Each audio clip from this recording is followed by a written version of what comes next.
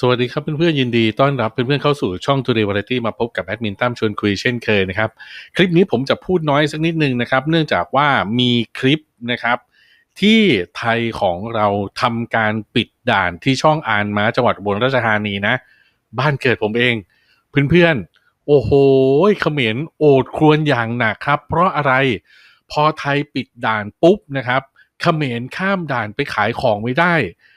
แบบบ่นอุบเลยว่าจะอดอยากปากแห้งกันคราวนี้แหละเพราะว่าไม่มีเงินที่จะมาจุนเจือครอบครัวเพราะปกติแล้วเนี่ยจะต้องข้ามไปขายของที่ฝั่งไทยเรื่องนี้เหตุเกิดขึ้นเพราะอะไรเดี๋ยวเรากลับมาพูดคุยกันในเรื่องนี้กันนะครับอย่าลืมนะครับช่วยกันกดไลค์กดแชร์กด Subscribe กดติดตามอย่าลืมกดกระดิ่งเพื่อจะแจ้งเตือนคลิปต่างๆที่จะเข้ามาถึงพร้อมทั้งอย่าลืมไปกดติดตามเพจเพื่อเป็นกำลังใจให้กันและกันแล้วก็ถ้าหากใครต้องการวิทยากรสามารถปรึกษาได้ฟรีนะครับขอบคุณมากครับ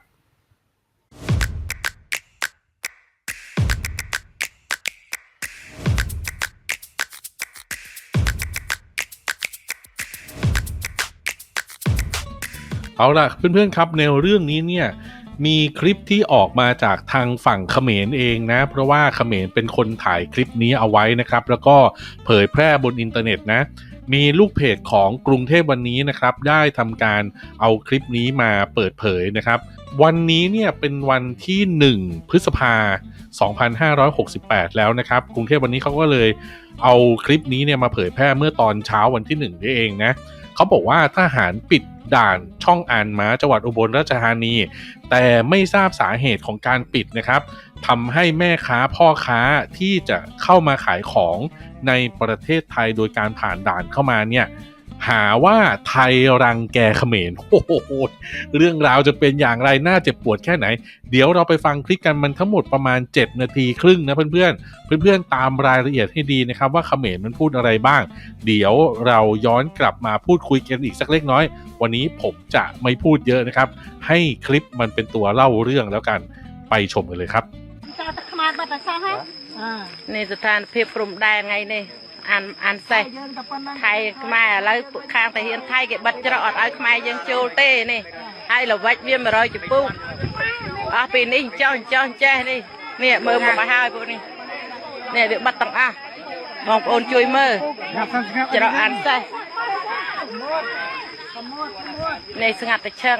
ไงเนี่ยไงปะหัวไงบักนัดแล้วไอ้บักเต้บัตรอะไรเนี่ยเราวัดจะก็นี่ดอกกอยนี่เนี่ยพวกน้องมีมาต่อว่าเอาโยบันโจไปเนี่ยเราเนี่ย10 โลมาอยู่มาเนี่ยไอ้ยัยเนี่ยมาดองก็ยัยเฉินนี่ยัยสลับบ้านเนี่ยยัยเนี่ยมาดองไม่ได้ข้าไปสักอย่างเลยมันที่ผมถามเนี่ยมันไม่ใช่ว่ามันไม่ได้คันเพราะว่าลูกค้าทางเขมรเนี่ยอยากจะไปเอาก็ไปเอามาเต็มคันรถเลยมันไม่ยอมฟังนะถ้าไปถึง10 โลเหมือนกันก็ไม่ได้ว่าอะไรครับเพราะว่าของเขมรออกไปแค่10 โลอ่ะมะม่วงก็10 โลเห็ดก็10 โล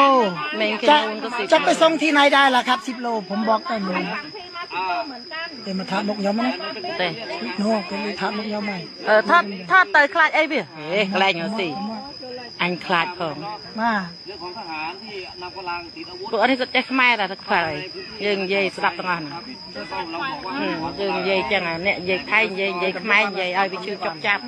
ทำไมจะต้องเรียบายไปยิงต้องเคยมาทำเป็นประเทียมทางมายังมาเชิญไงนั่งแต่ตอนมาดอพวกไอ้ทำบาดเจาะแล้วบัดไหนให้เราบัดเบี้ยไตเจนายในเปียเข้าใจช่วยไอ้ขณะเลยบานเคยว่าเมียนมันเปิดเต้ในต่อมาจุบตัวมันเปิดมันดังนั่นยัยแต่เรื่องไอ้บ้านยังจังโจมานั่นไงเตะเจี๊ยบเกณฑ์เนี่ยได้เลยแมนยังเนี่ยได้เก่งใจตาเรื่องเสียงตัวไอ้ยังแมนใจเรื่องปากแต่เป็นจังโจเลยยังนี่ยังแต่จังโจตรงนี้อะไรยังจะเห็นโจอะไรเนี่ยนะอะไรเหนียวสิ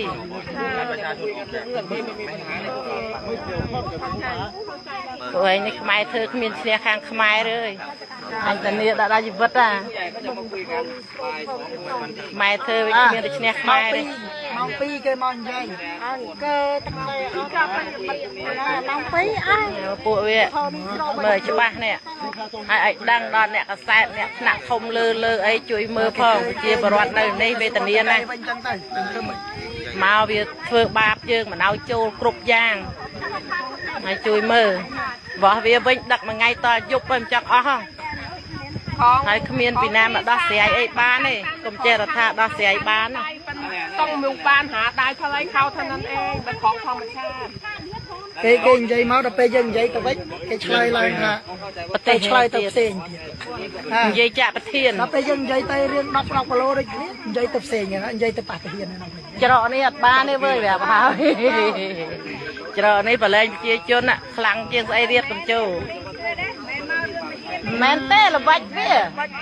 ไปยังใหญ่เรื่องนี้ไปใหญ่เรื่องแต่เฮียนปั่นได้เนี่ยนะจรอไอ้นะ ยังตะเฮียนอะไรสู้ตะเฮียนอะไรปากเนี่ย ยังมีในเถอะปักปัวชัวยังเนี่ยหัวซีเนี่ยว่าเวียดโคจนดานชวดโคยังมาจีบไทยนั่นเลยในตะโคยังไงไอ้ขยมเนี่ยในนี้ไปทอดหมกทอดไอ้ทอดมันคลาจีตักใดนี่มันบนดำไทยชนะไหมมันเนี่ยสัตว์3 4ชนะก็มีนะแม่เนี่ยในบ้านไหนนี่ให้มาวิสัตว์ระบายจังไอ้นี่ยัยเรื่องเราซีกันยัยเรื่องตะเฮียนเอาเนี่ยที่ระงับนี้มันไม่ใช่ว่าเรื่องตรงสินค้าออกไม่ได้วะครับมันไม่ใช่เรื่องสินค้าใช่ไหม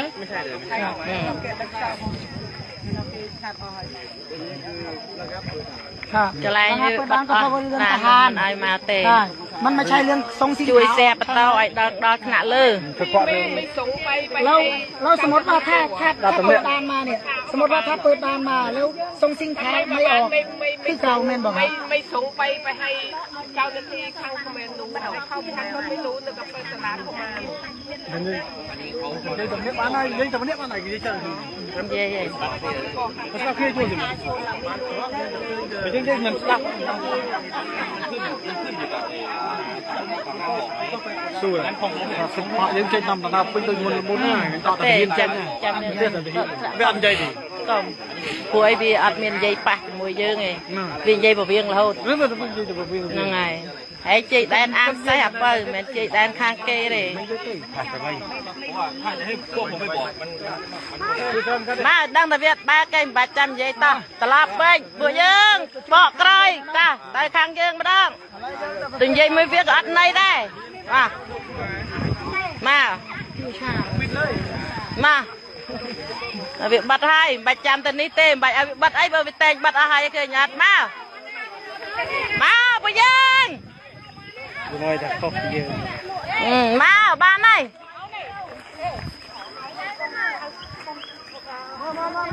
tự nhiên tự ăn thay dân ăn chăn mà được này mẹ hai phụ dân mà bạch chăm dây mới bia tật mót mà bạch dây mới bia dây tập pan năng ba này ma dây chén ăn đây chăm tầm nó say ngang dân tay ma nó mới tập khang kia ngay hai kia dân mờ từ thời chẳng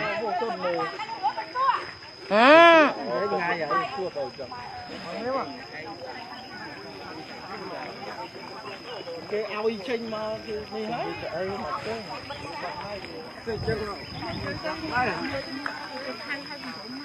chăm là pe chết anh còn mặc thật chưa chôn là thiên rồi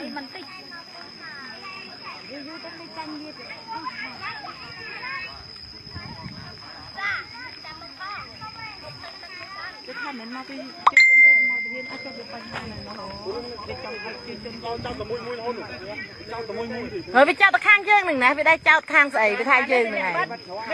เวียนเนี่ยบัดได้ไปเจ้ายื่ง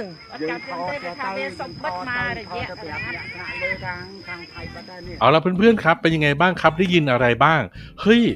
ถ้าเป็นเหมือนอย่างที่กรุงเทพวันนี้บอกนะครับว่าไทยเราเนี่ยรังแกเขมรมึงมั่วเขาจะไปรังแกมึงทำไมนะ อันนี้ผมมีความข้องใจอยู่ว่าเราไม่รู้สาเหตุของการปิดด่านในครั้งนี้นะครับก็อาจจะเป็นคำสั่งของผู้บังคับบัญชานะครับว่าให้ปิดด่านชั่วคราวผมว่าน่าจะมีเรื่องมาจากปราสาทตาเมืองธมหรือเปล่าอันนี้ตามความเข้าใจของผมนะเพราะว่าการที่เราทำข่าวเนี่ยเราจะเห็นภาพรวมทั้งหมดนะครับเหมือนกับว่าทางปราสาทตาเมืองธมเนี่ยมันมีปัญหาบ่อยๆแต่เราไม่สามารถปิดด่านทางตาเมืองธมได้ก็อาจจะมีมาตรการว่างั้นถ้ามีปัญหามากนักเราปิดด่านกันไปก่อนก็แล้วกันในบางด่านอะไรแบบนี้แล้วอีกอย่างหนึ่งทางด่านช่องอานม้าครับประธานโทษเพื่อนๆด่านช่องอานม้าเนี่ยเป็นปัญหามานานในเรื่องของแท็กซี่นั่นเองเพราะฉะนั้นแล้วเนี่ยพ่อค้าแม่ค้าก็เลยไม่สามารถที่จะเข้าไปได้รวมถึงพวกที่ขับรถตู้รถที่เป็นรถส่วนบุคคลด้วยเพราะว่าพวกเนี้ยมันไปทำมาหากินที่ฝั่งไทยเพราะฉะนั้นผมว่าอันนี้ก็น่าจะเป็นอีกสาเหตุหนึ่งหรือเปล่าที่ทำให้ด่านช่องอานม้าเนี่ยจึงจะต้องปิดก่อนชั่วคราวเพื่อตรวจสอบนะครับแต่จริงๆแล้วเรื่องมันชัดมากเนื่องจากอะไรเนื่องจากว่ามีชาวเน็ตของไทยเราหลายคนเนี่ยได้นำเสนอข่าวเรื่องนี้กันมาบ่อยครั้งมากๆเพราะฉะนั้นเจ้าหน้าที่ไม่ต้องตรวจสอบอะไรเยอะครับดูตามคลิปที่โลกโซเชียลเขาถ่ายทอดให้ดูเนี่ยโอ้โหผมบอกได้เลยว่าเหลือกินเหลือใช้มากๆเพราะฉะนั้นแล้วนะครับทางทหารเองเนี่ยจะต้องปราบปรามให้หมดตม.หรือเจ้าหน้าที่ที่เกี่ยวข้องเนี่ยเชื่อผมเถอะทำให้มันสิ้นเรื่องสิ้นราวไปปราบปรามให้หมดสิ้นไปอย่าให้มันมาหากินในพื้นแผ่นดินของเมืองไทยได้นะครับเอาล่ะอันนี้เรื่องราวก็ต้องติดตามกันต่อไปนะครับว่าจะมีเหตุการณ์อะไรที่เป็นเหตุการณ์เดือดๆแบบนี้เกิดขึ้นอีกไหมผมบอกเลยว่ารอบนี้มีความสะใจเป็นอย่างมากเนื่องจากว่ามันแบบผมดูอาการออกเลยว่าแทบจะอดตายกันเลยเดียวเนื่องจากมันขายของไม่ได้นะครับเพราะว่ามันต้องเข้ามาขายในประเทศไทยแต่ผมสงสัยอยู่อีกเรื่องนึงว่าไทยเราเนี่ยจะต้องหอบของไปขายที่ประเทศของมันด้วยหรือเปล่าเพราะดูแล้วทรงไม่น่าใช่เราไม่น่าที่จะต้องแบกของไปขายที่ประเทศบ้านมันนะครับเพราะว่ามันต้องการอะไรมันสามารถเข้ามาซื้อในบ้านเราได้เอาล่ะเรื่องราวเหล่านี้เดี๋ยวเราก็ต้องติดตามกันต่อไปว่าจะมีเรื่องอะไรที่มันเกิดขึ้นอีกนะครับแล้วก็ถ้ามันมีอะไรที่เกี่ยวข้องผมก็จะเอามานำเสนอให้กับเพื่อนๆได้รับชมแล้วก็วิเคราะห์วิพากษ์วิจารณ์กันอีกเช่นเคยเพื่อนๆท่านใดนะครับมีความรู้สึกอย่างไรบ้างสามารถส่งแสดงความรู้สึกของเพื่อนๆมาได้ภายใต้คลิปวิดีโอนี้นะครับสำหรับคลิปนี้หมดเวลาลงเพียงเท่านี้แล้วเดี๋ยวเรากลับมาเจอกันใหม่ในคลิปหน้าอย่าลืมดูโฆษณาและดูเพจให้ผมด้วยนะครับไม่โง่ไม่ใช่เขมรครับสวัสดีครับ